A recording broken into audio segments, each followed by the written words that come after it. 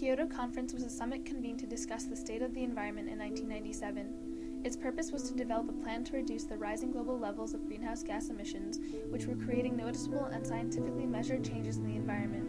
The rapid industrialization of many countries was a growing concern as there was no governing body to regulate emissions, and so the Kyoto Protocol of 1997 was created.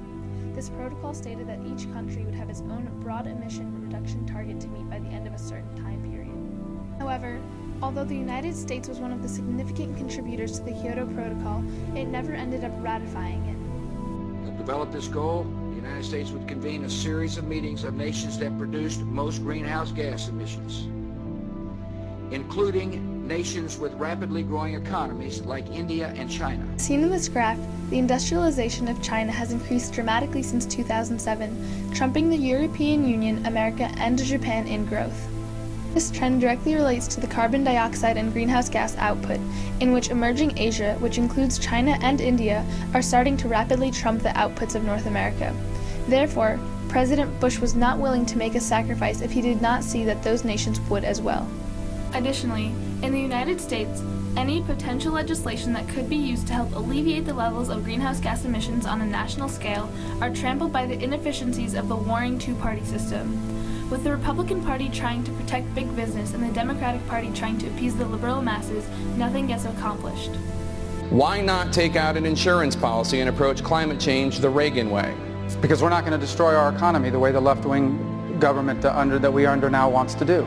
We shouldn't be destroying our economy in order to chase some wild left-wing idea that somehow us by ourselves is going to fix the climate. Plus, the fossil fuel industry is funding the Republican Party, which denies the reality of climate change and certainly is not prepared to go forward aggressively. This is a moral issue. We have got to be extremely aggressive in working with China, India, Russia. Because there will be no effective efforts against climate change unless China and India join with the rest of the world. Increased levels of CO2 caused over the years due to anthropogenic factors were one of the leading causes of Hurricane Katrina, as visible from the graph. It is clear that the current CO2 level is astounding when compared to the past few millennia. This is mainly due to factors like deforestation, industrialization, and the use of fossil fuels. The increased levels of carbon dioxide caused the temperature of the Gulf of Mexico to reach as high as 85 degrees Fahrenheit, where the average value of temperature for oceans is close to 62 degrees Fahrenheit. This caused a pressure of 920 millibars, which is the third lowest air pressure ever recorded, and led to the formation of a Category 5 hurricane, which advanced towards the coast of New Orleans. Hurricane Katrina was tearing across the Gulf of Mexico. The Category 5 hurricane, packing winds of nearly 175 miles per hour, was bearing down on the city and was predicted to make landfall after dark. The city is mostly surrounded by water. Only parts of New Orleans are a few feet above sea level. Most of it is either at or 10 feet below sea level. Katrina was initially moving straight towards New Orleans, placing the city in the eye of the hurricane. This is acknowledged to be the calmest area of a storm, but it suddenly took a turn. It started moving north instead of northwest, narrowly placing New Orleans in the eyeball region of Katrina, which is the area of first impact, accompanied by the strongest winds and heavy rainfall. Katrina's ferocious winds, moving in a counterclockwise pattern over Lake Pontchartrain to the north and the Gulf of Mexico to the east, sent an estimated 15-foot storm surge into the city through its backdoor drainage canal system.